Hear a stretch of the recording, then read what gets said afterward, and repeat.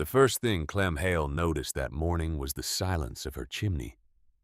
He stood at the edge of his own yard in the gray light before sunrise breath coming out in thick white clouds, the cold pressing against his face with the particular intimacy of a January that meant business. Across the frozen ground, maybe 40 yards, the small cabin sat against the November sky like a thing already defeated. No smoke rose from it, no trace of gray curling upward into the pale dark. Nothing. He had seen no smoke since 9 the previous evening. He stood there for a moment, a man of 52, with the particular stillness of someone who has just confirmed what he expected to confirm. And the confirmation did not make him feel good the way being right was supposed to feel good. He crossed the yard. His boots broke through the thin crust of the overnight freeze, with each step the sound sharp and rhythmic in the silence. He reached her door. He raised his hand to knock. Then he stopped. He pressed his palm instead against the stone wall beside the door. He stood like that without moving for a long moment, his hand flat against the limestone, and the limestone pressed warmth back into his skin. Not the sharp heat of a stove recently loaded, not the radiating blast of iron that had been burning hard. Something slower than that. Something that had been there all night, steady as a heartbeat, patient as the earth it came from. He did not pull his hand away. He stood there in the November dark with his palm against a dead woman's wall, and felt it give warmth back to him, and he did not know what to do with that feeling, so he stood there and let it keep happening. But to understand what Clem Hale was feeling in that moment, you have to go back 3 months. You have to go back to August, to the dust and the heat and the flat prairie light, to the day a woman named Nell Whitmore came north with a mule and a trunk and a set of shoulders that had been carrying hard work for so long. They had simply become the shape of her. She was 63 years old. She had been born in 1818 in a farmhouse in Ohio, the third daughter of a man who believed that women learned by doing and who had accordingly let her do everything. She had learned to read the sky before she learned to read a page. She had learned to feel the quality of soil through the sole of a boot before she could name the counties of her state. By the time she was 20, she could tell you whether a field would drain or hold by the way it smelled after rain. And by the time she was 30, she had a farm of her own, with a husband named George, who worked alongside her with the quiet partnership of a man who understood that the woman beside him knew things he did not know, and was grateful for it. George had been gone since April, a fever swift and indifferent. 3 days from health to stillness, the way those fevers move through a body in the spring when the ground was still cold and the air had not yet decided what season it wanted to be. She had sat with him. She had done what could be done, which was not enough, which it was never enough, when a fever decided to take someone. And then she had buried him in the Iowa ground. They had worked together for 31 years.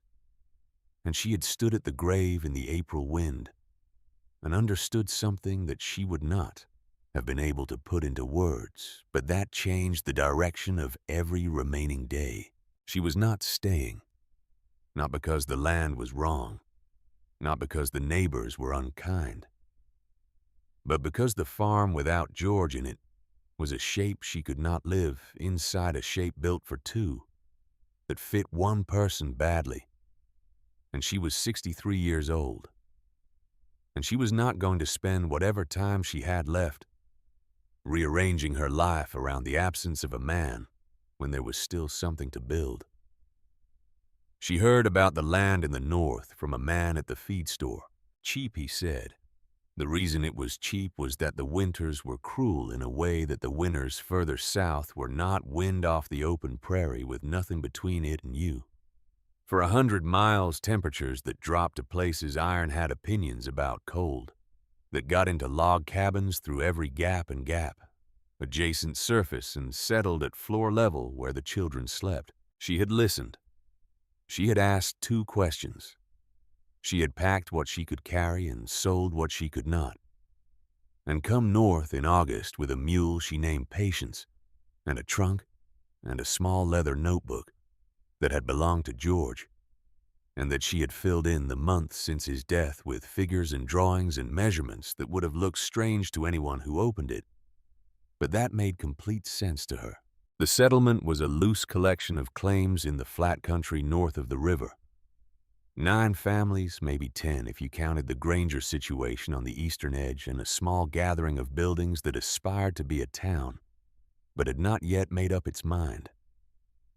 There was a general store, a blacksmith, and a man named Rutherford Dean, who occupied a building with a painted sign that said, "Land and Commerce," in the careful lettering of a man who wanted to be taken seriously.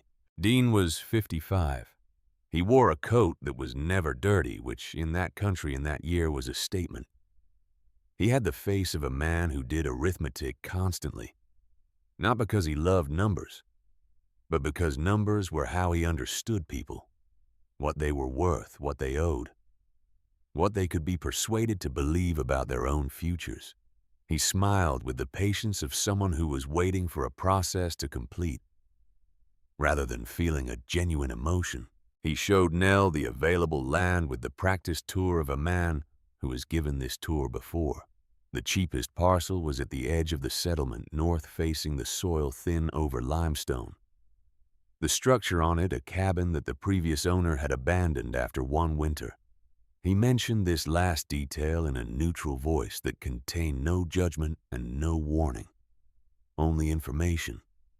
The kind of information that a person with experience would weigh, and a person without experience might not fully register.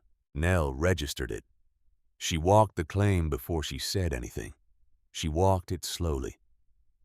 The way she walked everything with the attention of someone reading rather than looking. She pressed her boot into the soil at intervals. She crouched once near the western edge where a seam of limestone came close to the surface, and pressed her palm against the rock. She stood for a long moment in the wind that came across the open ground from the north. Then she went back to Dean and asked about the contract. He produced it from his folio with the easy familiarity of a document he knew well. 4 pages.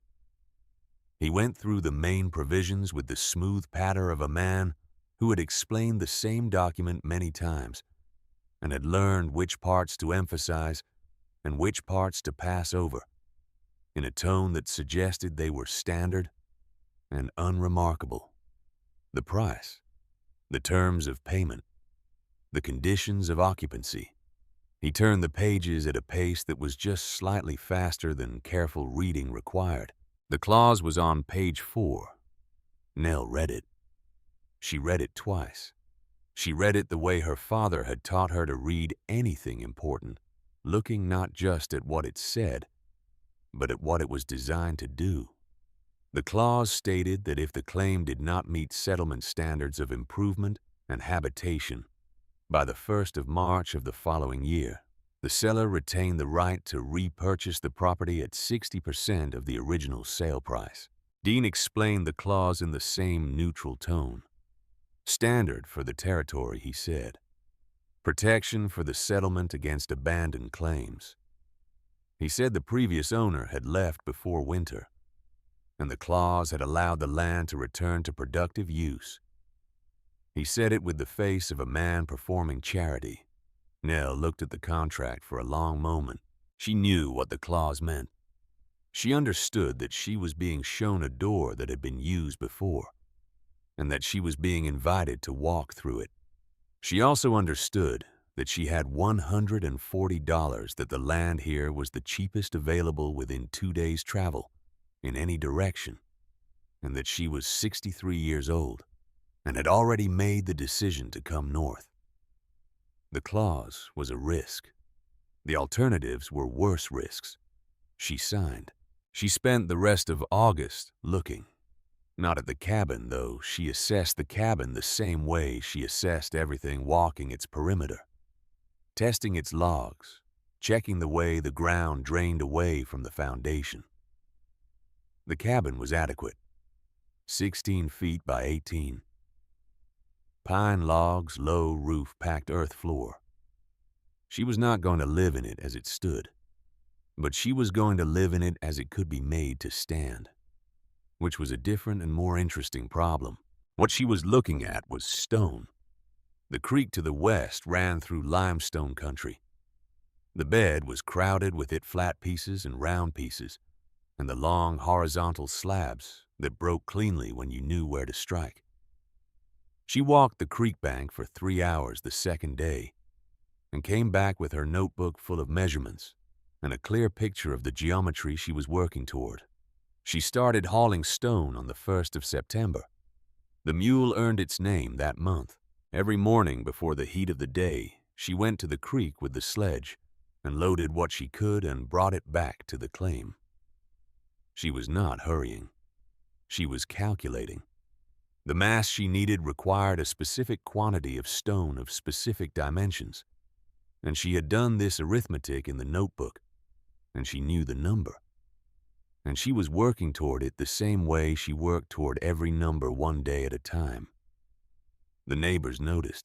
The settlement had the specific social quality of a place where people had come from elsewhere and had not yet developed the trust that made them mind their own business.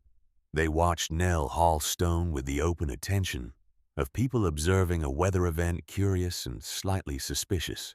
They came by the claim in the afternoons and stood at the edge of the yard and looked at what she was building. The stone went against the north wall of the cabin interior, field stones stacked thick. She mixed her mortar by hand, clay, and sand in a proportion she had worked out over years of watching what held and what did not, working animal hair into the mixture until it became something close to woven. She set the largest pieces at the base, where the weight would be greatest, and worked upward with a patience that was not performing patience, but actually was patience the real kind. The kind that came from understanding that some things could not be rushed without being ruined. By the second week of September, the wall's purpose had become visible enough that the comments began. Clem Hale was the loudest. He was a big man, broad in the chest, with the easy confidence of someone who had done the same things successfully for long enough that success had started to feel like inevitability. He had been in the settlement 3 years, which made him among the more established residents, and he wore this minor seniority with the particular comfortable authority of a man who believed that knowing a place for 3 years meant understanding it. He stood at the edge of her yard one afternoon with 3 other men and looked at the wall going up inside the cabin and said the thing that everyone else was thinking. That is firewood turned into a grave. Nell was mixing mortar. She did not look up. She continued mixing with the slow, circular motion she had found most effective, pressing the material against the sides of the mixing trough until it reached the consistency she wanted. One of the women asked where she was planning to sleep. Nell straightened up. She looked at the wall, not at the woman. She looked at it the way a carpenter looked at a nearly finished thing, assessing the remaining work. Then she picked up the next stone. Clem said something else to the men beside him, something quieter, something that produced a low laugh.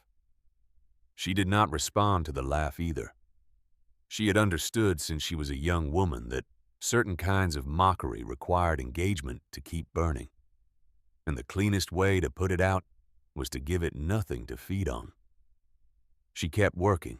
It was on the 3rd day of this on an afternoon when the light was golden, and the air had the first real edge of autumn in it, that a different visitor came. Silas Granger was 68 years old, which made him the oldest person in the settlement by several years. He had come north 20 years ago under circumstances he had never fully explained to anyone, and he had stayed through winters that took others out through years that taught him the specific and unforgiving vocabulary of this country. He was not a large man. He had the compacted quality of someone who had spent decades removing everything unnecessary from how he moved through the world, keeping only what was useful. He came to the edge of the yard, and he looked at the wall inside the open cabin door for a long time, without speaking. Then he said, "Where did you learn this?" Nell looked at him. She had heard the quality of the other visitor's attention, the social curiosity mixed with judgment, and this was a different quality. This was a man looking at what she was building the way she looked at limestone seams for information. She said from the ground. He stood there for another moment. He nodded once slowly, the nod of a man confirming something he had suspected. Then he left. She thought that was the end of it. She went back to work, pleased with the afternoon's progress, her hands settling into the rhythm of setting stone. She was calculating the firebox dimensions in her head, the specific size and placement that would send heat into the mass of stone rather than up and out, and she was satisfied with the calculation.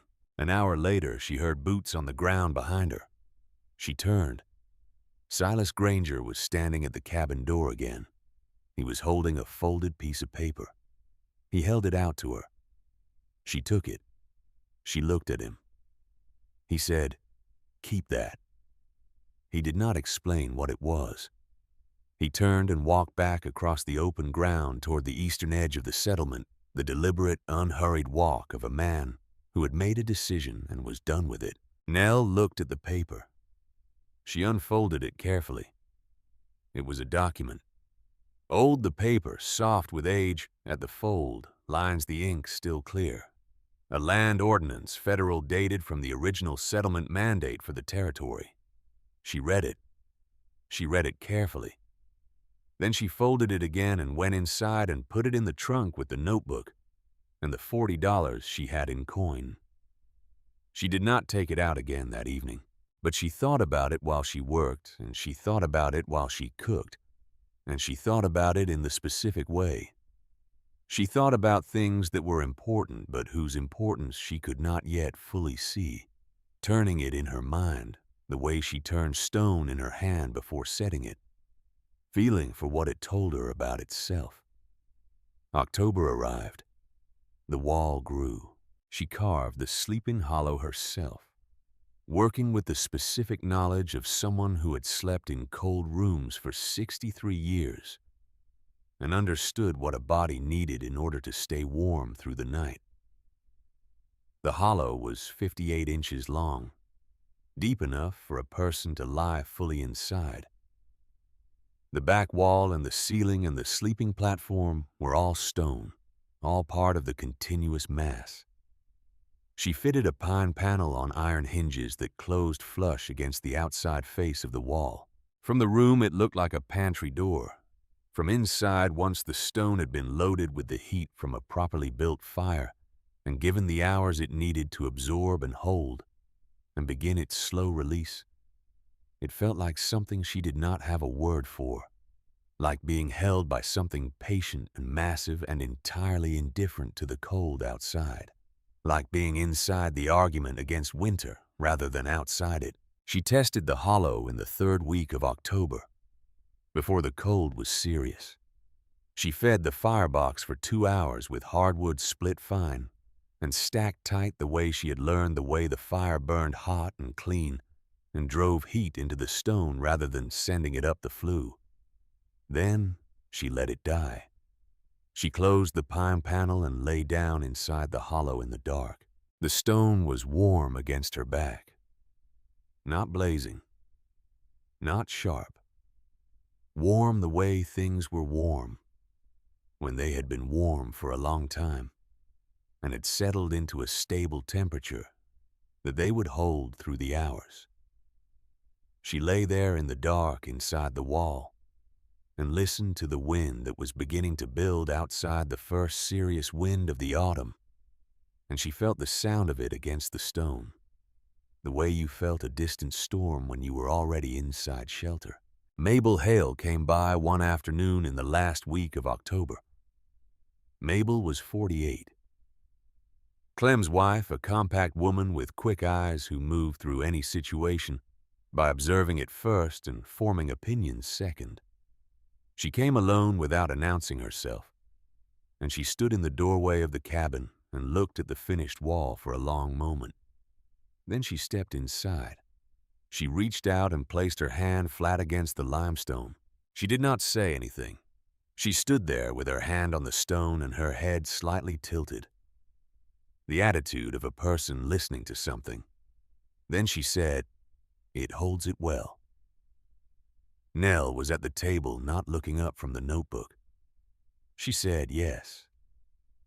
Mabel moved her hands slowly along the surface. She was feeling something specific, the quality of the warmth, the evenness of it. She pressed her palm to one section and then another. She said, "My husband says you'll freeze." Nell said, "Your husband may be right." Mabel looked at her. There was something in Nell's expression. Not challenge, not dismissal. Only the calm of a person who had done a calculation and was willing to wait for the result. Mabel said, "But you don't think so?" Nell said, "I think the stone will tell us." Mabel left without saying more. But she came back the following afternoon with a quarter of a pie wrapped in cloth and set it on the table and left before Nell had fully turned around. November arrived with the first real cold, not the test cold of October. The practice cold, the cold that arrived for a few days and retreated. This was the November cold of the northern plains, the kind that settled in like an occupant who had paid the rent and intended to stay until April. Wind came off the open ground from the northwest, with nothing between it and the settlement but flat miles of frozen grass. And it found every weakness in every structure, with the thoroughness of an appraiser looking for reasons not to pay. In the 9 other cabins, the morning routines adjusted themselves to the cold. Men rose before light to feed stoves that had burned low overnight. Women blew on coals and added wood, and held children in blankets near the heat source until the room came back to something livable. The pattern was the same in every house. Burn hard at night. Wake in the dark, rebuild the fire, wait for warmth, begin the day. Nell's chimney burned hard for 3 hours each evening. Then it went dark. By the 3rd morning of the cold, the settlement had noticed. Clem Hale was the one who said it first over morning coffee at the general store. The comment delivered to the room with the ease of a man stating something obvious. He had seen her chimney go out at 9 the previous night. He had seen no smoke this morning. By now, on the 3rd morning, the math was simple. A cabin with no fire in that cold was a cabin where someone had run out of wood or out of options or out of something more fundamental. The general store produced 2 men willing to go check. They did not run. They walked at the pace of people performing a duty they already understood the outcome of, the brisk, purposeful walk of men going to confirm something before it became someone else's problem to manage. Clem was one of them. They crossed the frozen ground between the cabins as the sky began to lighten in the east. The pale gray light of a cold morning that promised no warmth. The cabin sat low against the sky. No smoke. No movement visible through the small window. Clem reached the door first. He raised his hand. Then he stopped. He pressed his palm against the stone wall that he had said was firewood, turned into a grave. He stood there, without moving. The stone pushed warmth back into his skin, not the warmth of a fire burning behind it, not the residual heat of something that had burned recently, the warmth of something that had been warm all night and intended to go on being warm, regardless of whether anyone was tending it. The warmth of a mass that had been loaded with heat the previous evening and was releasing it now with the slow patience of stone, doing what stone did, holding and giving and holding and giving, indifferent to the clock. He stood there with his hand flat against the limestone, and he did not speak. The other man raised his hand to knock. The door opened before he touched it. Nell Whitmore stood in the doorway in her work clothes. hair loose, bare feet on the earthen floor. Her cheeks had color. Her eyes were clear. She looked at the two men on her step with the mild attention of someone who had been expecting company eventually. The other man said, "We thought you might be in trouble." She looked at him. Then she looked past him at Clem, who was still standing with his hand against the stone. She said, "Give it a moment." She stepped back from the doorway. Clem came forward and pressed his hand against the interior face of the wall, the side that faced the small table and the cold fireplace. He held it there. The warmth came into him steadily without the drama of a recently burning fire, with the reliability of something that had not started and stopped and required maintenance, but had simply continued. Then, the hinge on the pine panel creaked. The small door opened.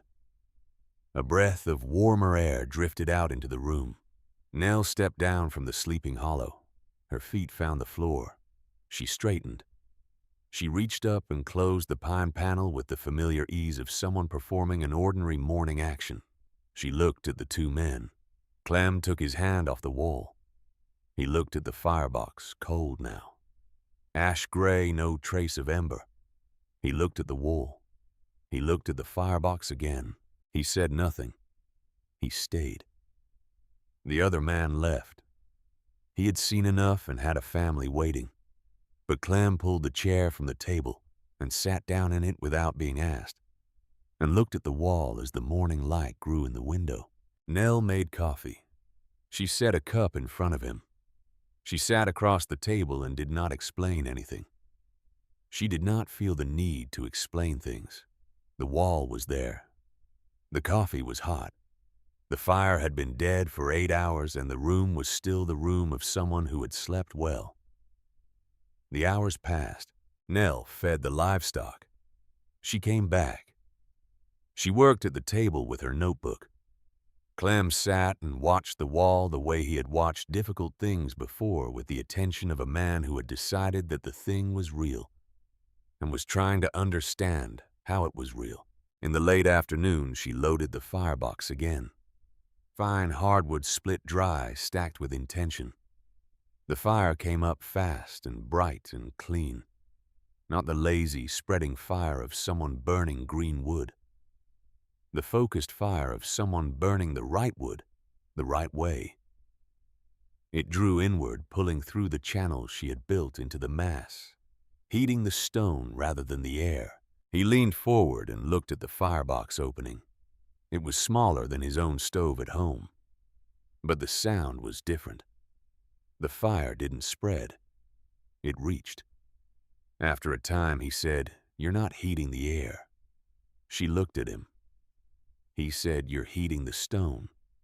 She said, "Yes." He sat back.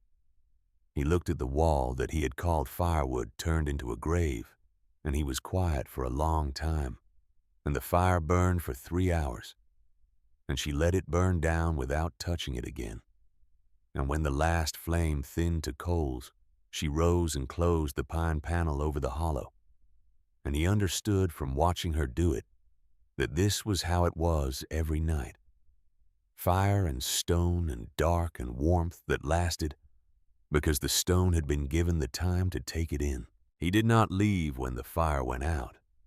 He sat at the table in the quiet cabin as the night deepened outside, as the wind found the settlement and pressed against every log and board and gap with the familiar violence of a northern November that had been doing this work for 10,000 years and knew every weakness. He pressed his hand against the wall at midnight, still warm. He pressed it again at 3 in the morning. The warmth had not retreated. He sat there until the pale light came back to the window, and Nell opened the pine panel from inside and stepped down from the hollow with her hair loose and her feet bare on the floor. That was cool, but not cold. And the fire had been dead for 8 hours, and the wall had not finished giving back what it had been given. He stood up slowly. He walked to the wall. He placed his palm flat against it one more time. He held it there. The warmth came into his hand steady as a heartbeat. He turned and looked at her. He had come to her door 2 days ago with the comfortable certainty of a man who had been right about everything in this country for 3 years. He had called her wall a grave. He had laughed with other men at the edge of her yard, and the laugh had felt true at the time, the natural response of an experienced person watching an inexperienced one make an expensive mistake. He looked at her now, and he did not have that certainty anymore. He had sat through the night watching a dead fire keep a room warm, and whatever he had believed before that night was not adequate to explain what he had watched. And he was a man who, underneath the easy confidence, took accuracy seriously. He said, "How much stone would it take?" She looked at him. He said, "To build one of these. In my house." She was quiet for a moment. Then she went to the trunk and took out the notebook.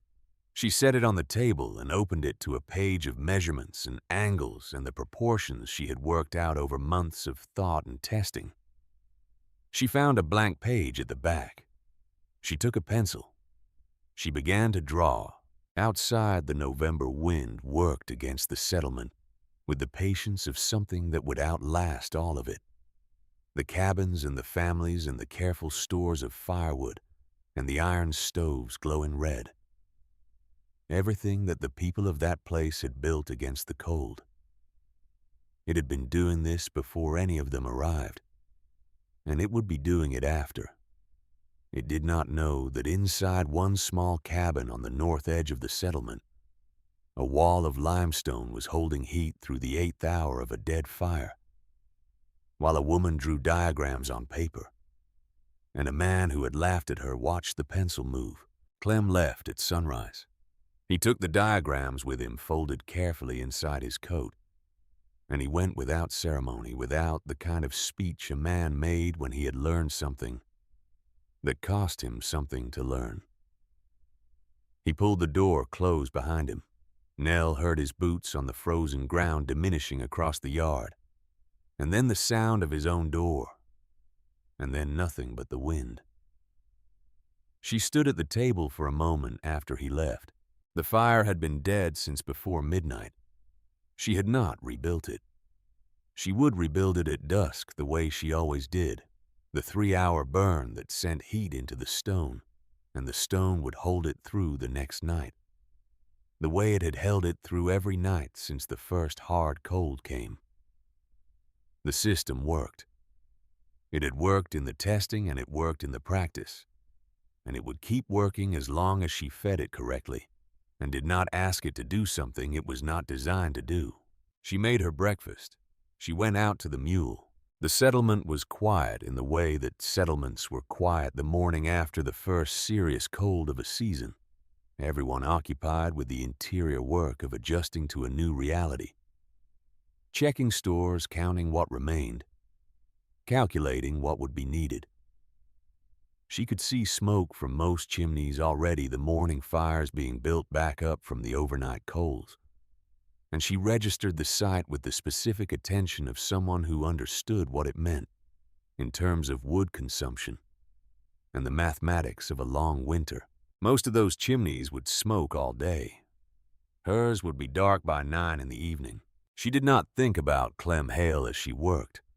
She had understood for a long time that other people's opinions of her methods were information at best and interference at worst, and she had learned to receive information without letting it alter her course, unless it revealed something she had not previously accounted for. Clem's skepticism had not revealed anything she had not already considered. His experience of the wall the previous night was the beginning of a different kind of conversation, but she was not going to rush that conversation. It would happen at the pace it happened. The days moved into December. The cold settled in with a permanence that changed the texture of everything the way cold did in the north when it had decided to stay for a season rather than making a visit. Water froze in buckets left indoors overnight. Breath became visible before a person had fully woken. The ground underfoot had the particular hard ring of earth that had given up its give and would not get it back until April at the earliest. In most of the settlement cabins, the pattern of the nights became a rhythm of interruption. Men rose in the dark to feed stoves. Women adjusted layers around children who had migrated toward the heat source in their sleep. The iron stoves loaded heavy before bed burned through their fuel in the hours before dawn, and let the rooms cool in the last dark hours so that by the time the household was fully awake, the room had a temperature that required rebuilding before it was comfortable. In her cabin, Nell slept straight through. She built her evening fire at dusk, fed it for 3 hours closed. The panel went inside the hollow. The stone held through the night without requiring anything from her. When she opened the panel in the morning, the room was not what it had been at midnight. The stone gave its heat over the course of the night, and the curve of that release was not flat. By 3 in the morning, the room was cooler than it had been at 9, but it was not the sharp cold that greeted people in the other cabins. Not the cold that lived at floor level and climbed the legs and required an immediate response. It was cool. It was manageable. It was what a body could move through without distress. She noted all of this in the notebook, with the precise attention she had brought to everything she had ever tried to understand. The temperature at different hours estimated by the feel of the air and by what her water bucket told her in the morning. Whether there was ice at the surface or only the stillness of cold water. She noted the wood consumed each evening, and the quality of the fire, and the weather conditions outside. Whether the wind was from the northwest as it usually was or whether something had shifted, and the cold had a different character. She was building a record. This was something George had taught her, though he would not have called it teaching. He had simply kept records in the same notebook she now used, and she had watched him keep them for 30 years, and had understood from watching that the record was not about the past. The record was about the future. It was the conversation you had with yourself across time, the way information from one winter prepared you for the next, the way a pattern you could not see in a single year became visible across a decade. She was in her first winter here. She would know more by spring. Mabel Hale came on the second Tuesday of December. She came alone in the late afternoon before the light failed, while the settlement was still active enough that her presence at Nell's door required no particular explanation.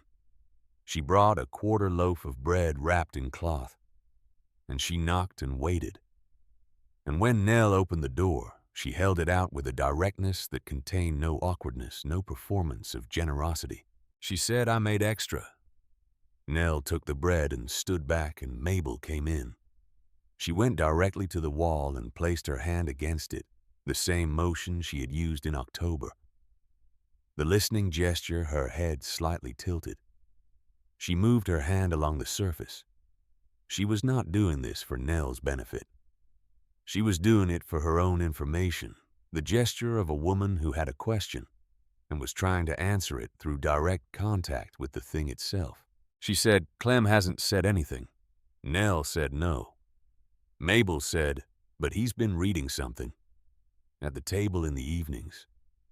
He doesn't show me what it is." Nell said nothing.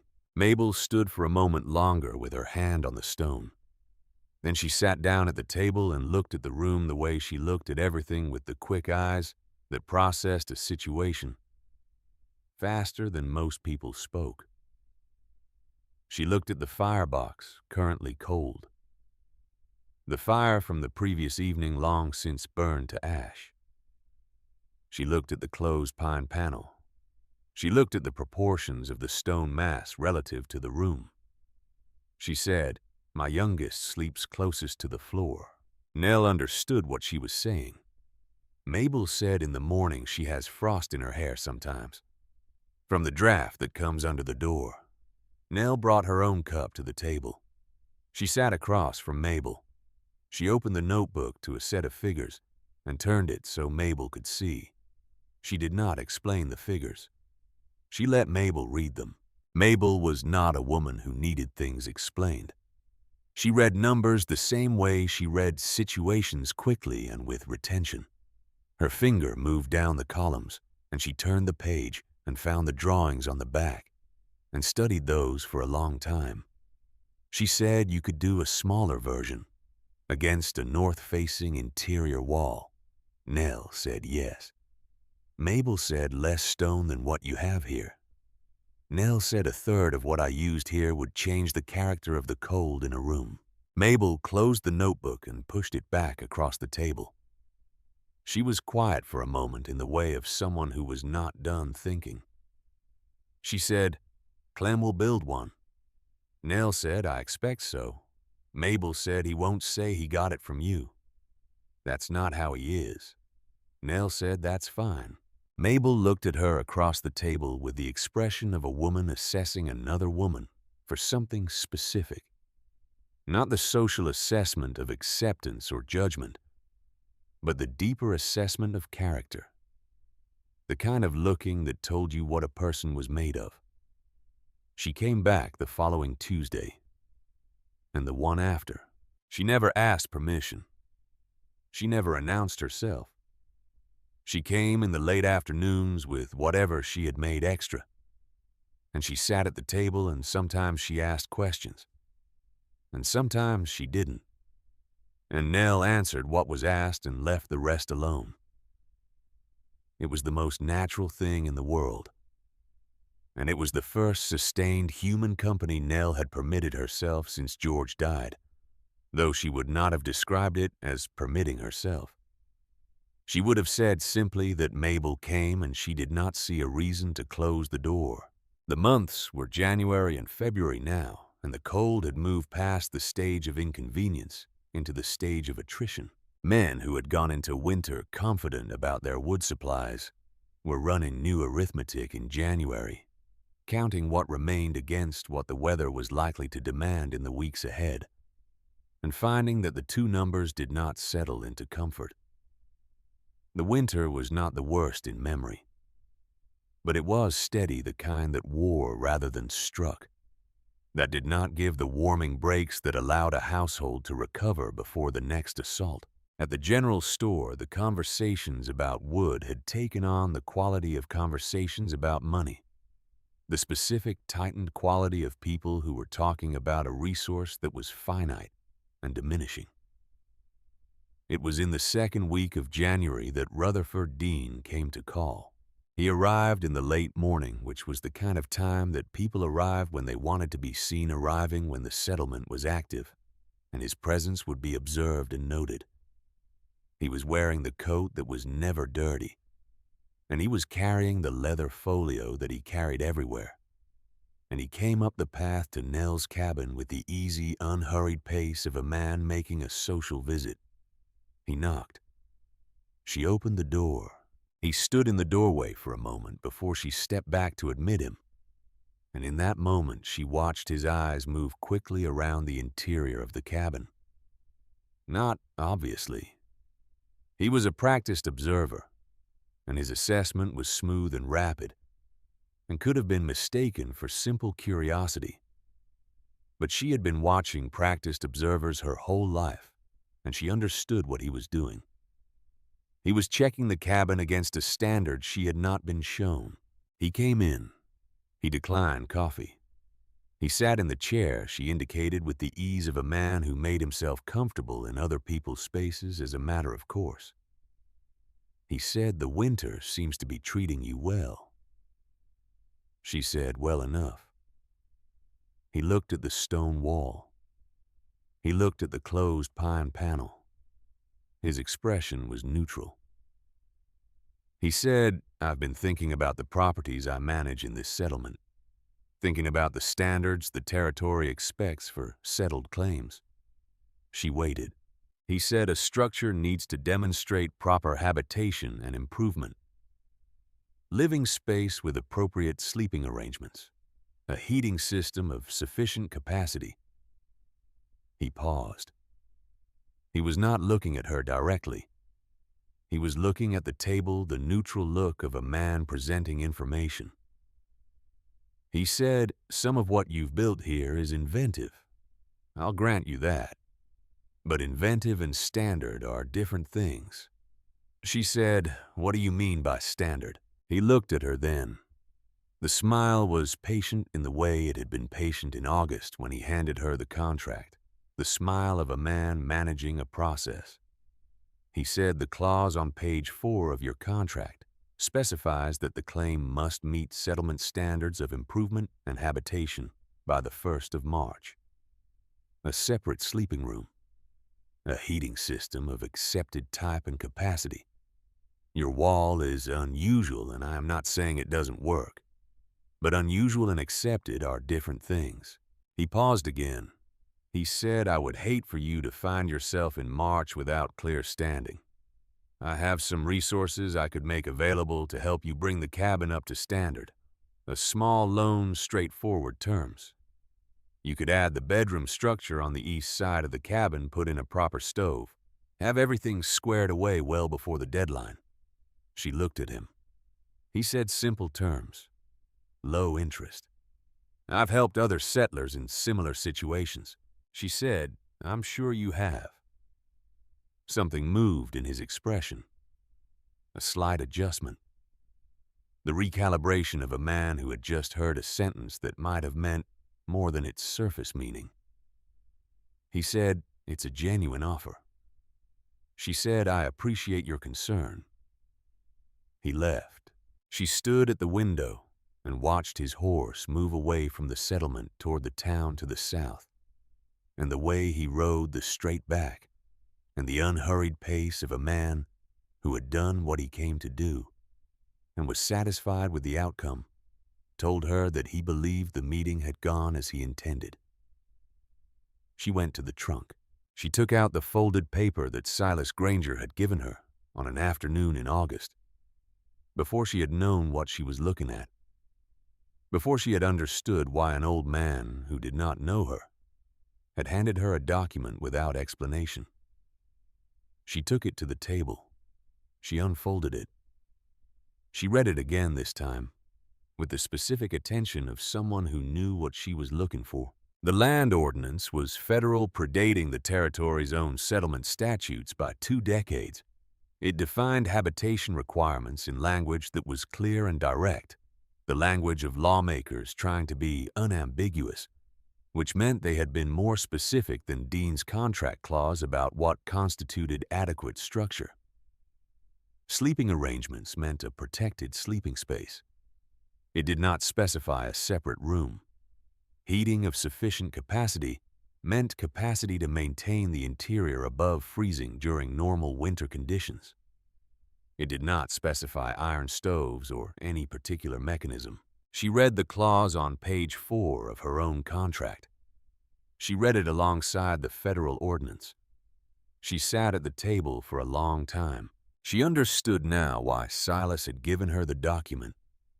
He had given it to her because he had seen what she was building, and he had seen Rutherford Dean's history. In this settlement, 2 previous claims brought to the clause on page 4 by Winters, and the specific pressure that Dean applied when Winters gave him leverage. And he had understood that the woman building the stone wall might be the first person in this settlement who was going to make it to March without needing that pressure to work. He had given her the tool because he thought she might be the one who could use it. She folded both documents together and put them in the notebook between the pages of measurements and the pages of weather records where they would be ready. Then she went out to feed the mule. February came the way February came in the north, with the particular malice of a month that had been building towards something and had finally arrived at the moment to do it. The storms in February were not the long, sustained cold of January. They were different in character. Shorter and more violent fronts that moved through fast and left landscapes transform the wind in them, capable of undoing in an hour what had taken a season to establish. The storm arrived on a night in the second week of February without significant warning. The sky had been clear at dusk, and the cold had seemed merely standard, the usual evening drop that the settlement had learned to live with. Then, sometime in the hours before midnight, The wind shifted and began to build, and by midnight the full weight of the thing had arrived. Nell was inside the hollow when it came. She felt the storm through the stone, the vibration of the wind against the exterior walls transmitted into the rock. She lay against a low, continuous hum that told her about the wind's force, the way the hull of a boat told you about the sea. She was warm. The fire had burned its 3 hours and gone out before the storm arrived, and the stone had been loaded with the night's worth of heat, and the storm was not inside her walls. She listened to it for a while, and then she went back to sleep. The cabin shook twice in the worst of it, the logs flexing against gusts that had a particular character, the kind that carried ice crystals horizontal and found every external weakness. She heard the sound of something falling outside a fence rail, or a shudder the ordinary casualties of a serious storm. Then the wind moved past its peak and began to ease, and she slept through the easing. She did not hear the knock until the storm had already quieted to a steady, hard blow. The aftermath wind that continued for hours after the main event, insistent and cold and searching. The knock was not urgent. That was the first thing she registered. It was the kind of knock that a man made when he had decided to knock and had knocked the knock of someone who had made a decision and was committed to it but was not in panic. She opened the pine panel. She swung her legs down from the hollow. She crossed the cool floor and opened the door. Clem Hale stood on her step. His coat was only half fastened, which told her the timeline of his leaving a man who had risen in the middle of a crisis and dressed faster than the crisis required, waiting for him. Snow had packed itself against one side of him, the windward side the way snow packed against posts and fence rails. His hands were in the coat pockets, and they were the hands of a man who had been cold for long enough that the hands had developed opinions. He said, "My stove cracked." He said it plainly, not in apology and not in distress, in the flat, factual tone of a man reporting a mechanical failure. The tone of someone who had decided in the 30 seconds before knocking that there was no version of this situation where pride was the relevant consideration. She stepped back from the door. He came in. He closed the door behind him. He stood for a moment just inside the threshold, not moving toward the fire. Because there was no fire, and the absence of fire in that moment, and what it meant was something she watched him take in. He moved toward the wall. He did not press his hand against it this time, with the tentative gesture of a man testing a hypothesis. He pressed his back against it, the full length of his back from his shoulders to his waist, the motion of a body seeking something specific. And he stood like that, and let the stone give what it had. She heard his breathing change. The tight, controlled breathing of someone who had been cold became something slower, something that was letting the cold go. She did not speak. She went to the firebox. She loaded it with the morning wood she kept stacked near the wall, the fine, dry hardwood she had split the previous week, and she laid it with the care she always brought to this specific task, the care that was not caution, but precision, the arrangement that made the fire burn hot and draw into the stone rather than spreading into the room and going up the flue. She struck the flint, and the flame took and began to climb, and she closed the firebox front and stepped back. The fire would burn for 3 hours. The stone would take in what it was given. That was the system. That was what the system was for. Clem had moved from the wall to the chair. He sat without being invited the way a person sat when the formalities of invitation had become beside the point. His hands came out of his pockets and he held them toward the faint warmth that was beginning to move from the wall into the air near it. Not from the fire. The wall had been loaded since dusk. It was still giving. He said the seam opened on the south side of the base. She said, "Cast iron." He said, "Yes." She said when it gets too hot too fast. He was quiet. She said, did the house drop fast before you could leave? He said, faster than I expected. Mabel and the children are at the Seavey place. They went when the stove went. She said, how long were you alone in it after the stove went? He said, an hour, maybe more. She looked at his hands. The color was coming back into them. The hours moved. The fire burned with the contained focus she had built it to burn with the sound of it. A tight, bright presence inside the stone, and she watched its progress by the sounds it made and by the quality of the warmth that began to build in the air of the room. Not the sharp, radiating heat that came from iron burning hard, but the slower and more even warmth that came from stone that was absorbing and would release. Clem did not talk much. He had not talked much the night he sat through watching the wall, and he had not talked much when he came to her door in the dark. He was not a quiet man by nature. She had heard him across the settlement at ordinary moments. The loud, easy confidence of a man at home in a place. But in her cabin he was different. He was a man encountering something he had not prepared for, and he was handling it the way certain kinds of people handled the unexpected, by going quiet and paying attention. She did not mind his quiet. She was used to quiet. She had been used to the quiet of her own company since April, and she had found it after the initial difficulty of it, something she could live inside. After 2 hours, she closed the firebox front. The last of the active flame died back to coals. The stone had what it needed. She gestured toward the hollow. He looked at it. He looked at the pine panel. He looked at her. She said nothing.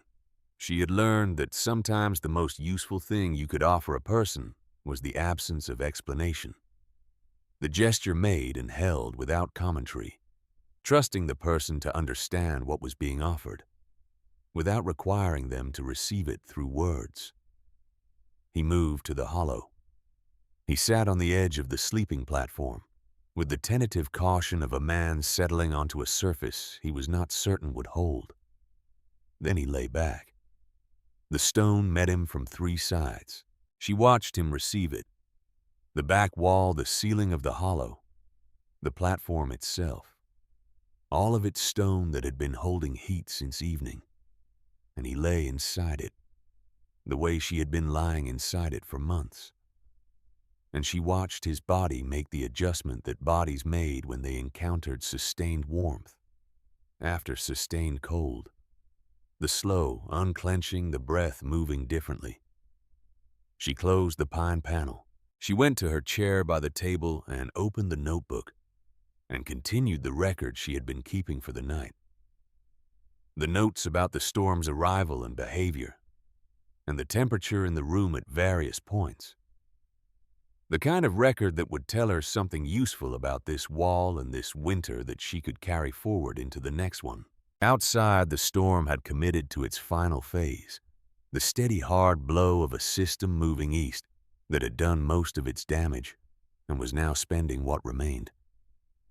The settlement creaked and leaned and held, as settlements held as things held that had been built with enough thought for what they would face.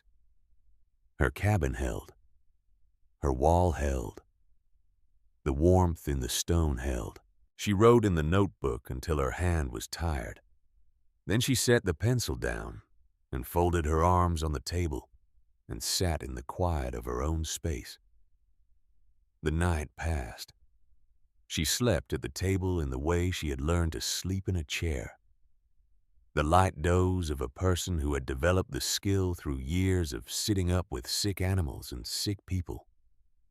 The sleep that was not unconscious but was rest, that restored without removing awareness.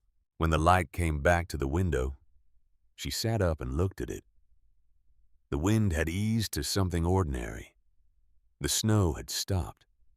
The sky through the window had the bleached flat quality of a post-storm morning that would be cold and clear and still.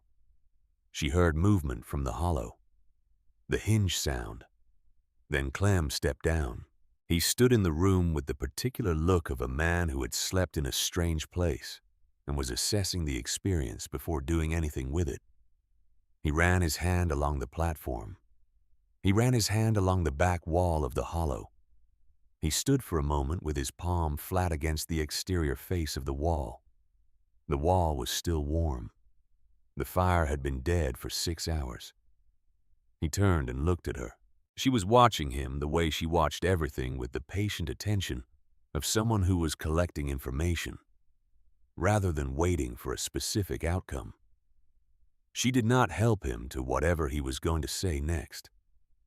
She did not offer a summary of what he had just experienced, or a commentary on what it meant, or a subtle indication of what the appropriate response was. She had not built this wall to prove anything to Clem Hale. She had built it to get through the winter. Whatever Clem Hale did with what he had experienced in it was his own business. He looked at the wall for a long time. He said, "When the ground thaws." She waited. He said, "I want to start hauling stone from the creek. I want to start before the spring planting." She said the quarry on the east side gives better flat pieces than the creek bed. The limestone comes out in longer slabs there. He was quiet for a moment. He said, "You knew about the quarry in September." She said, "Yes." He said, "You didn't say anything." She said, "You didn't ask." He stood there with that for a moment. Then he picked up his coat from the chair where he had left it. He said, "I'll need someone to check my proportions when I'm building." She said, "Bring your measurements to me first, before you cut the stone." He put on his coat. He moved to the door. He opened it, and the cold morning air came in, the clean, severe air of the day after a storm. And he stood in it for a moment, looking at the settlement coming back to life around him. Smoke rising from chimneys. A door opening across the way. The ordinary morning sounds resuming their ordinary morning business. He looked back at her. He said, "How much have you been burning?" She said, "I keep an account." He said, "In a month." She said, "I'll have more than half my winter supply left when the thaw comes." He stood in the doorway with the cold at his back and looked at her, and she looked back at him, and there was nothing that needed to be said beyond what had already been established by the wall, and the night, and the stone that was still warm 6 hours after the fire went out. He stepped outside. He pulled the door closed.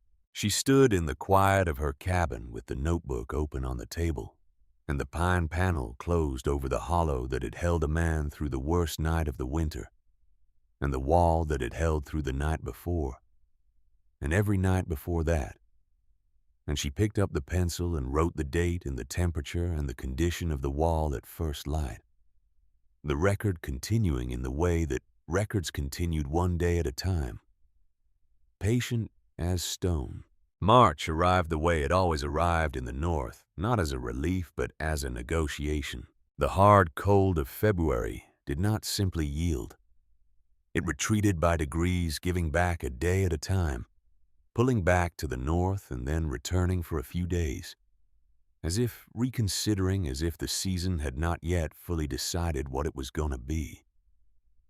The mornings were still sharp enough to freeze water in buckets left near doors.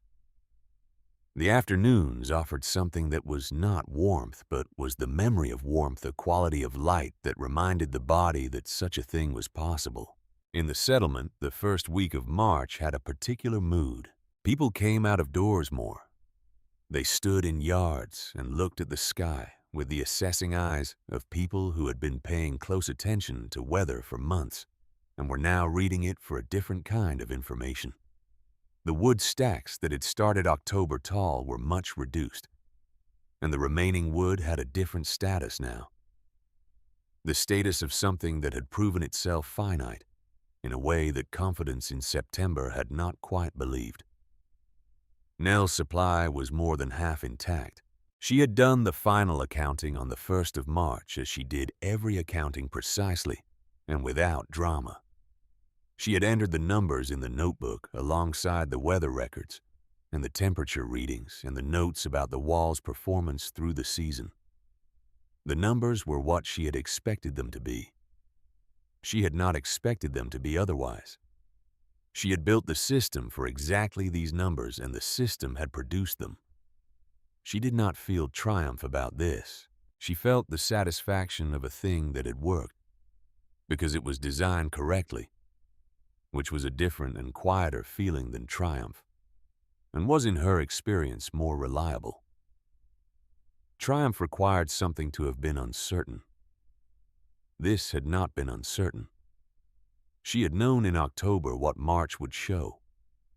The same way she had known in September where the limestone gave its best flat pieces, and in August what the winter would cost in a north-facing cabin with no thermal mass. She had planned for exactly this March. What she had not planned for, or rather what she had understood in the abstract and was now understanding in the concrete, was that Rutherford Dean would come. He came on a Wednesday. She saw his horse before she saw him.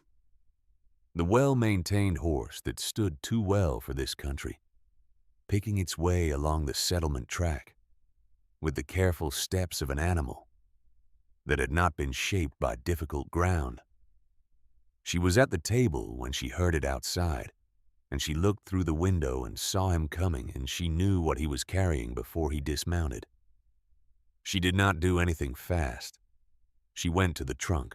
She took out the notebook and set it on the table open to the pages of March records. The accounting of wood consumed and the temperature readings and the notes about the wall through the season. She took out the folded papers that lived between the pages where she had put them in January. She unfolded them and laid them flat on the table side by side, Dean's contract beside the federal ordinance that Silas Granger had handed her, without explanation on an August afternoon. She read both of them again, not because she needed to, but because the reading of a document before a confrontation was the kind of preparation that had no downside. She wanted the language fresh in her mind, the specific words rather than her memory of the words, because specific words were what mattered when the conversation came down to them. She folded them back together. She picked up the pencil and wrote the date at the top of the next empty page in the notebook. Then she waited. He knocked. She crossed to the door and opened it before the second knock. Dean was standing on her step with the folio under his arm and the coat that was never dirty, and the patient smile of a man who had done this before and understood the shape of how it went. He was wearing the smile from the first day, the August smile, the smile of someone managing a process. He said, "Mrs. Whitmore, I hope the winter has been kind." She said, "Come in." He came in.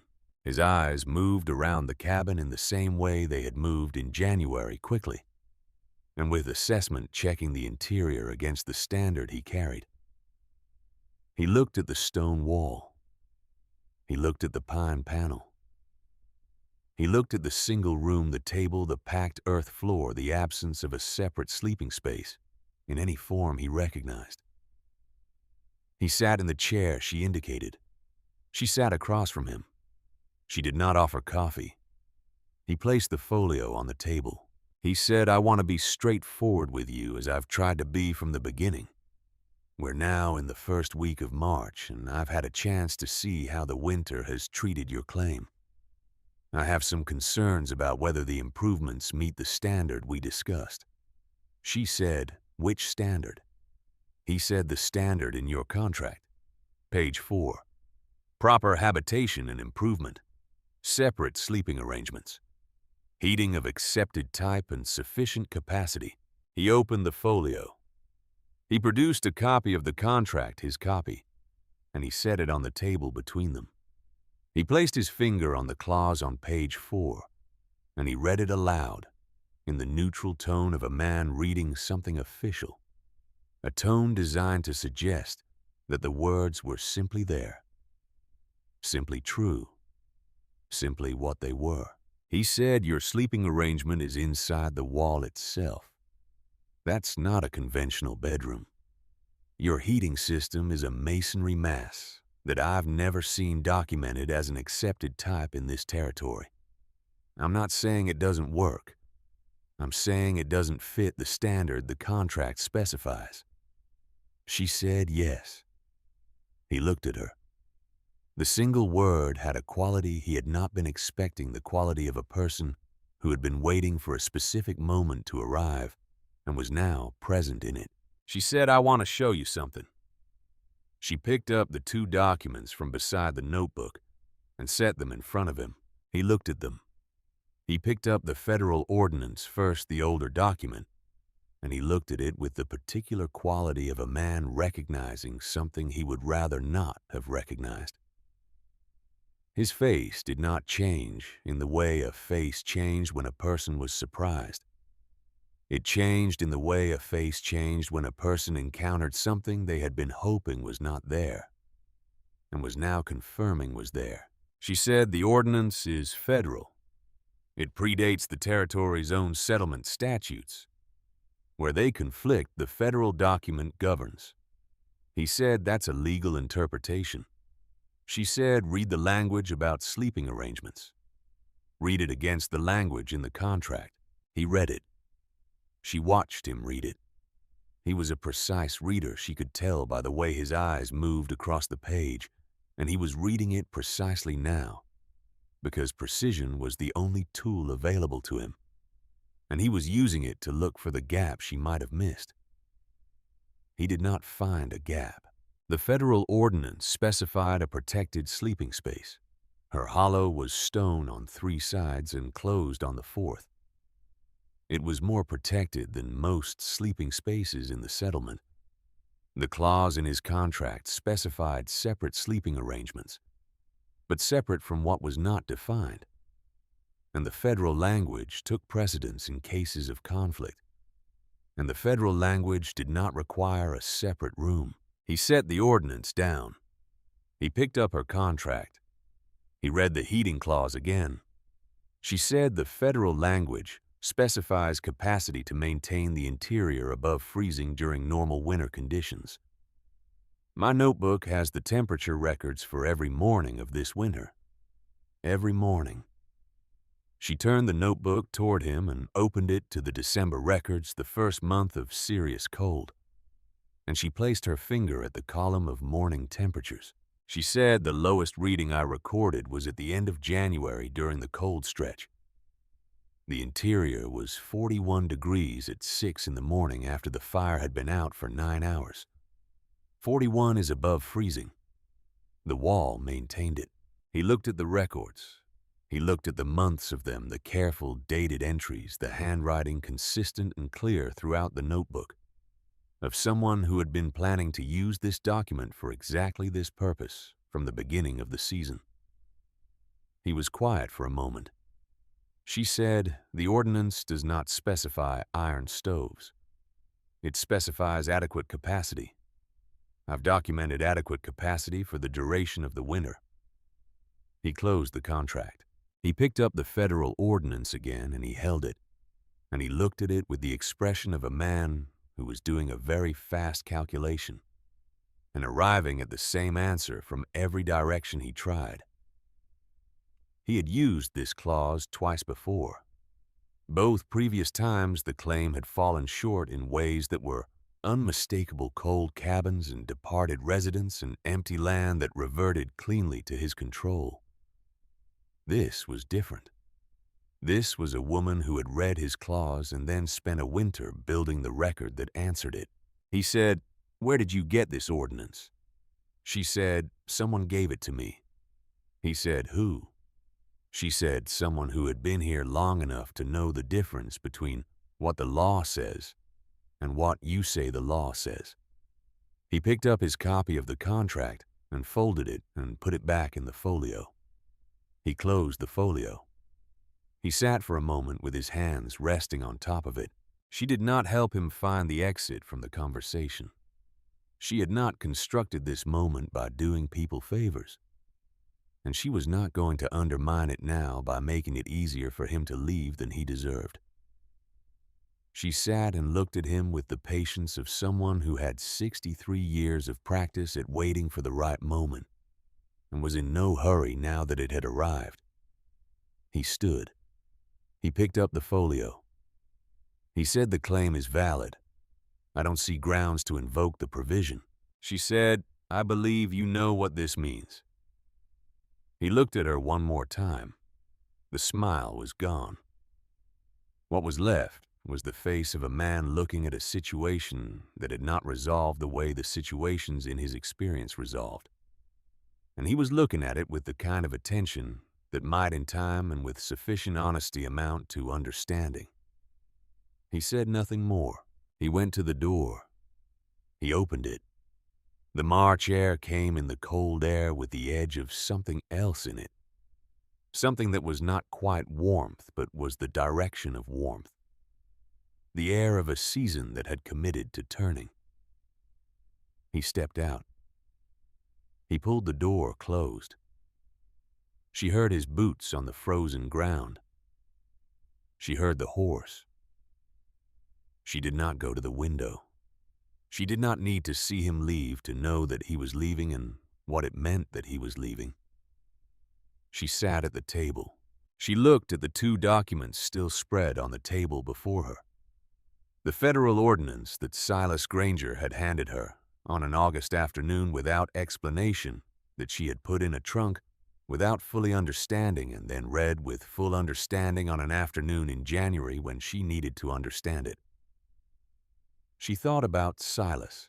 She thought about what it had required to be a man who had watched two claims go to that clause and had preserved a 20-year-old document against the specific future use of it, and had then handed that document to a woman he did not know on an afternoon in August, because something in what she was building told him she might be the one who could use it. He had not saved her. That was important, and she was clear about it. He had given her a tool. What she had done with the tool was her own work, the winter of records, and the careful documentation, and the system that had performed exactly as she had designed it to perform. The tool had been necessary. It had not been sufficient. She had supplied the rest. She stood up. She went to the door and opened it. The settlement was going about the business of a March morning, people moving between structures. Smoke from chimneys that were burning less than they had been burning in January and would burn less still by April. She stood in the doorway and looked at the sky, which was the high, thin blue of a clear, cold day, with the promise of nothing in particular but the absence of storm. She looked toward the eastern edge of the settlement. Silas Granger's cabin sat there the way it had always sat there, the oldest structure in the settlement, built by a man who had been here 20 years, and who wore that time as a quality of stillness rather than a quality of authority. A thin curl of smoke from his chimney. A woodpile on the south side of the structure that was modest and well organized. She went inside and cut 2 slices of bread from the loaf she had made 2 days before. She wrapped them in cloth. She put on her coat. She walked to his door and knocked. He opened it after a moment, the unhurried opening of a man who did not expect emergencies and was not preparing for one. He looked at her. He looked at the wrapped bread. She held it out. She said, "He came this morning. He took the bread." He said, "How did it go?" She said, "The claim is valid." He was quiet for a moment. Then he nodded once, the same slow nod he had given in August, the nod of a man confirming something he had suspected. She said, "How long did you keep the ordinance?" He said, "Since the second time he used the clause. I thought if I kept it long enough, someone would come who could use it." She said that was 20 years of keeping. He said, "I'm a patient man." She said, "Thank you." He said, "You built the wall." She said, "Yes." He said, "That's the part that mattered." She turned and walked back to her cabin. Spring came the way spring came in the north. Not with drama, but with accumulation each day slightly longer than the one before each morning. Marginally less severe, the mud that followed the thaw being its own kind of difficulty. But a different kind. A difficulty that implied the possibility of planting, and planting implied the future. By the first week of April, Clem Hale had begun hauling stone. He went to the quarry on the eastern fence line as she had suggested, and he brought back limestone in the long, flat slabs that broke cleanly from the formation there, and he stacked them beside his cabin in the methodical way of a man who had thought about dimensions and was working towards specific numbers. He had the diagrams she had drawn for him in November, and he had measured his own north wall, and he had done the arithmetic himself. He did not ask for her help. He did not announce what he was doing to the settlement in the way that some men announce their projects. He simply began. Mabel came on a Tuesday afternoon as she had come all winter, and she sat at the table and they drank coffee, and she told Nell that Clem was reading the diagrams every evening at the table, checking his measurements against the drawings. The kind of preparation that a man made when he was determined to do something correctly the first time. She said he's counting the courses in your wall through your window when he walks past. Nell said he should come in and look at it directly. Mabel said, "I'll tell him you said so." He came the following Thursday in the late afternoon with a small notebook of his own, in which he had been recording measurements. He stood before the wall for a long time, and he measured things with a piece of string he had cut to a specific length, checking the thickness at various points and the height of the firebox opening, and the depth of the hollow relative to the overall mass. He asked one question. He said, "How thick is the back wall of the sleeping space?" She said, 10 inches at the minimum, 12 where I could manage it. He made a note. She said, "The thicker it is, the longer it holds." The first night I slept in it in October, the wall held 8 hours. By January, it was holding past 10. The mass keeps absorbing season after season. The second winter will be better than the first. He said, "That's why you're not worried about having half your wood left." She said, "I have more than half because I built a system, not because I got lucky." He looked at her with the expression he had been developing all winter. The expression of a man in the process of revising a significant assumption, which was not a comfortable expression, but was an honest one. He left without ceremony the way he had come. The news about Dean's visit moved through the settlement with the efficiency that news always moved in small communities where people were paying close attention to each other's situations. She had not told anyone what had happened. She did not need to. Dean had been observed arriving and observed leaving, and the settlement had people who were skilled at reading the quality of a man's departure, and the quality of Dean's departure had said something clear about the outcome. Mabel said nothing about it directly. She came on Tuesday as she always did, and she brought bread, and she sat at the table and she talked about the planting schedule and the condition of the soil on the south end of her claim, and the question of whether to try a different variety of corn this season. Normal things. The kind of things that people talked about when the crisis had passed, and they were returning to the forward-facing concerns of ordinary life. But once while they were sitting there, Mabel looked at the wall with the expression she always used when she was actually thinking about something that had nothing to do with what she was saying. She said, "Clem's friend Harwick, the one with the place south of town. He's been asking about the wall. Nell said he can come and ask me directly. Mabel said he probably will. Nell said, tell him to bring his measurements." There were 2 more visitors before the month was out. Both men who had heard what they had heard, and who came with the careful manner of people who were going to ask for something and were not quite sure how to ask for it, from a woman they had previously found it easy to dismiss. One of them had been at the edge of her yard in September with Clem. He did not mention September. She did not mention it either. She gave them both what she gave Clem: the diagrams, the principles, the specific information about stone and mortar and the proportions that made the system work as a system, and not just as a pile of rocks in a corner. She did not charge them for it. She had thought about this question, and her answer was simple. The information was not scarce. Teaching it to one person did not reduce her ability to teach it to the next. What she had built in her cabin was not a secret worth keeping. It was knowledge, and knowledge of this kind knowledge that kept people from burning through their fuel in February, and that kept children from sleeping with frost in their hair, was the kind of knowledge that did its most useful work when it moved freely, rather than when it sat in one place. She thought about this and wrote about it in the notebook in the pages she had started reserving for observations that were not weather records or measurements, but something else. The accumulated thinking of a person working through ideas. The second winter would be better than the first, not because the weather would be different. It would probably be the steady northern cold that did not apologize and did not negotiate. But because the wall would be seasoned a mass that had cycled through a full year of charging and releasing, and had become more itself in the process, more efficient at holding what it was given. And because she would know more, every record she had kept through the first winter would be available to her in the second. Not just the abstractions of the system, but the specific behaviors of her specific wall.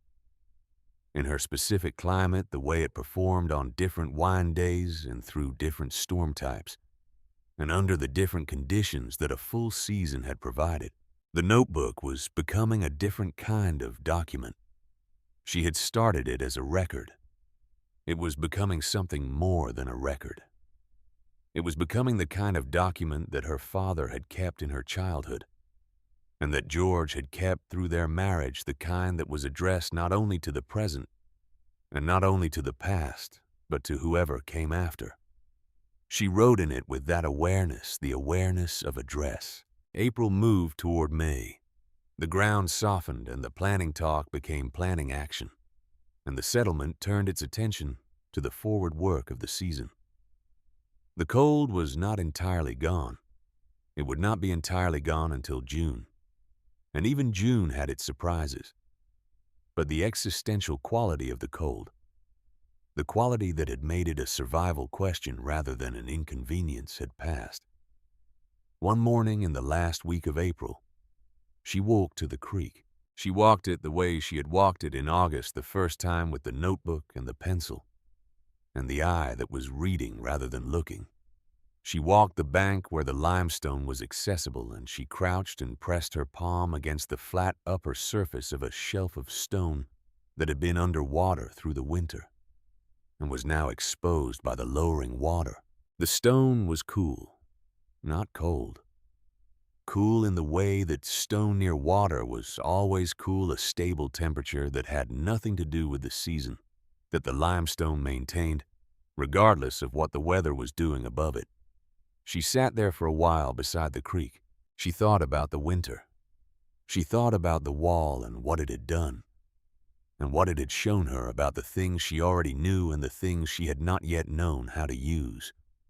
She thought about Mabel sitting at the table every Tuesday with questions she was learning to ask more precisely. She thought about Clem standing in the quarry with a string in his hand, measuring limestone. She thought about Silas Granger at his door, the bread in his hand, the 20-year patience of a man who had kept a document against a future use that had finally arrived. She thought about George. She had not thought about him in a specific way for a while, and now she thought about him with the quality of thinking about someone you had loved for a long time, and who was gone in the way that death made someone gone entirely and without negotiation. She thought about what he would have said about the wall and the winter and the way Dean had left. She knew what he would have said, because she had known him for 31 years, and the knowing had become a kind of internal voice that she could still consult, even when the person it had belonged to was no longer there. He would have said, "You knew it would work before you started." She would have said, "Yes." He would have said, "Then why does it feel like more than you expected?" She sat beside the creek and thought about that question. The answer was that she had expected the wool to work, because she had designed it correctly and built it carefully and understood the principles behind it well enough to predict the outcome. She had not expected what had happened around the wall. She had not expected Mabel at the table every Tuesday, or the way Silas Granger had turned out to have been watching and waiting, and had given her the one tool she needed for the one moment she needed it. She had not expected to feel at the end of March like a person who had found the place where she was going to spend the rest of her life. Not because the place was beautiful or comfortable, but because the place had asked something from her that she was capable of giving and had given it back in full. She pressed her palm against the limestone once more. It was stone. It was just stone. It was the same limestone it had been in August, when she had knelt on this bank and assessed it for her purposes, and it would be the same limestone in 10 winters and 50 winters and long after she was gone. It did not know what she had done with it. It did not know about Dean or Mabel, or Silas or the pine panel, or the nights that had been warm when they should have been cold. It was indifferent in the way that stone was indifferent, the complete indifference of a thing that simply was. She had built something from that indifference.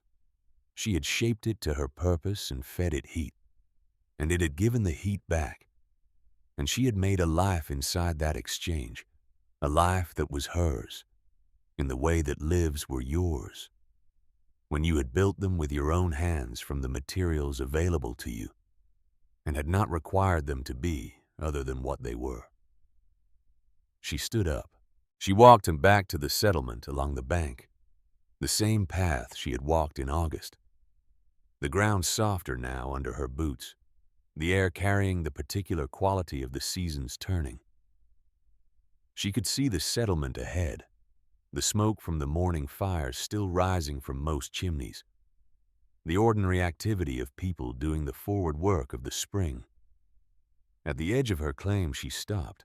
She looked at the cabin, the low roof, the walls she knew the interior of the way she knew her own hands, the chimney that would go dark this evening at 9 and would need no tending through the night, because the stone would do what stone did, what she had asked it to do, what it had been doing all winter without complaint or failure.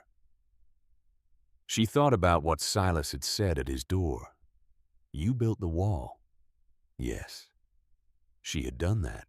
She had come north at 63 years old, with a mule and a trunk and a notebook full of ideas that she was not yet certain would work. And she had built a thing that worked and had documented its working, and had given the document to anyone who asked. She had sat at a table across from a man who had come with a folio and a clause, and the comfortable history of using both. And she had put the 2 pieces of paper on the table, and she had not needed to say very much. She walked through the door of the cabin. The air inside was cool, the spring coolness of a room after the night fire had burned through, and the morning was fresh, and the season had shifted enough that she had not rebuilt it yet.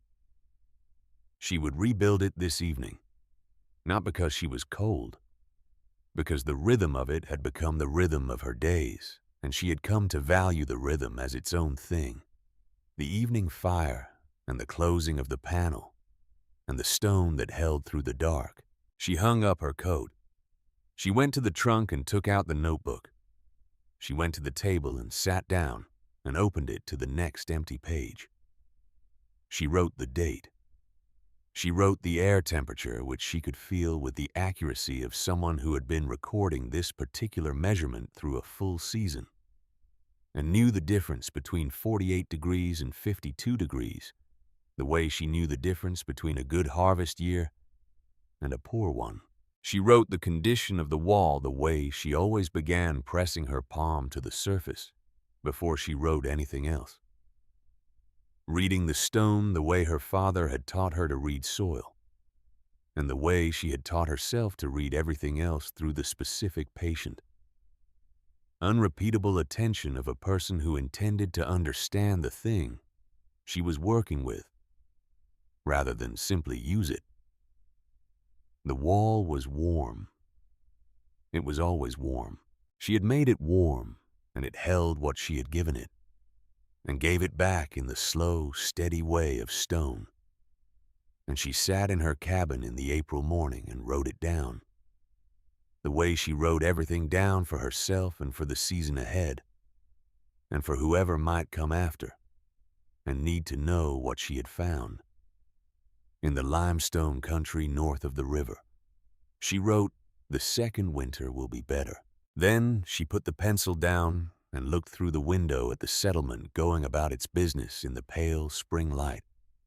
And she was content in the way that a person was content when they had arrived at the right place by the right means and had work still to do and the tools to do it. The wall held the morning warmth. The window held the morning light. She picked up the pencil and kept writing,